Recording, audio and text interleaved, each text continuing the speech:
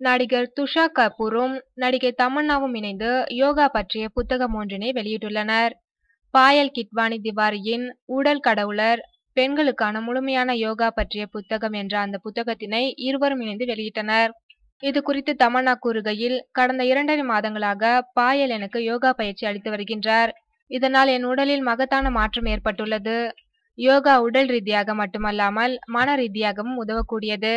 அதனால் நான் தினமும் பற்களை சுத்தம் செய்வது போலவே யோகாவையும் செய்து வருவது எனக்கு மிகவும் ஆதரவாக உள்ளது என்று தெரிவித்துள்ளார்.